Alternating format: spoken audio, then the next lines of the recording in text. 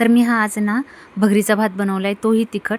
मी नेहमी ना भात बनवताना भगरीचा असाच बनवते, म्हणजे त्याच्यामध्ये आपल्याला शेंगदाण्याची आमटीची गरज नाही की काही नाही. घरामध्ये मुलांना आणि मला असाच भात आवडतो, म्हणून मी नेहमी असाच बनवते.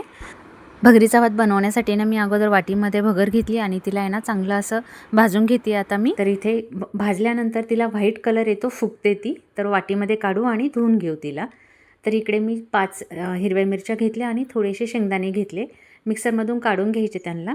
अशा प्रकारे काढले. त्याच्यामध्ये थोडंसं पाणी टाकून पुन्हा मी वाटून घेते त्याला. थोडंसंच फिरवायचं नंतर. एक मोठा बटाटा घेतला आहे, त्याला साळून घेतलं आहे. फोडी करून घ्यायच्या पातळ पातळ. तर इथे बटाटा कापून झाला आहे, त्याला स्वच्छ धुवून घेतलं मी इथे. भात बनवण्यासाठी इथे कढईमध्ये तेल टाकून घेतले. तेल गरम झालं की आपण वाटून घेतलेले शेंगदाणे आणि मिरची ती टाकून घ्यायची. आणि आता आपल्याला त्याच्यामध्ये पाणी किती पाहिजे आपल्याला भात शिजण्यासाठी तेवढं पाणी टाकून घ्यायचं आहे. जेवढा भात आहे त्याच्या प्रमाणातच पाणी टाकून घ्यायचं आहे. आपल्याला वरून पण पाणी टाकू शकतो जर पाणी कमी पडलं तर. तर आता जे बटाटे कापून घेतले तेही आपल्याला याच्यातच टाकून घ्यायची आहे. चवीप्रमाणे मीठ आहे तेही टाकून घ्यायचं. एकदम मिक्स करायचं.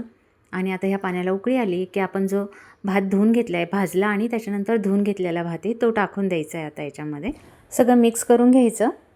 आणि इथे भाताला उकळी आली की मग आपण आहे ना 1 मिनटासाठी गॅस फुलच ठेवायचा. 1 मिनटानंतर गॅस कमी करायचा आणि त्याच्यावरती आपल्याला झाकण ठेवून द्यायचं. 4 ते 5 मिनटं कमी गॅसवरती भात शिजून घ्यायचा झाकण ठेवून. 4 ते 5 मिनटांनंतर आपण झाकण काढले आणि आता इथे बघा तुम्ही आपला भात आहे हा तयार झालेला आहे. सगळ्यात अगोदर बटाटा शिजला आहे की ते चेक करून घेऊ. तर आता इथे आपला बटाटा आहे तोही शिजलेला आहे, म्हणजे आपला भात तयार झाला आहे. गॅस बंद करू आणि एकदम मस्त असा आपला हा भगरीचा भात आहे तो आता तयार झालेला आहे. तर भात आहे हा थंड झाला आहे आणि मी त्याला एका डिशमध्ये काढून घेते. मस्त असा आपला हा भगरीचा भात तयार झाला आहे. तुम्हालाही नक्की आवडेल. एकदा ट्राय नक्की करा. रेसिपी आवडली तर लाईक आणि शेअर नक्की करा. पुन्हा भेटू नवीन रेसिपीमध्ये.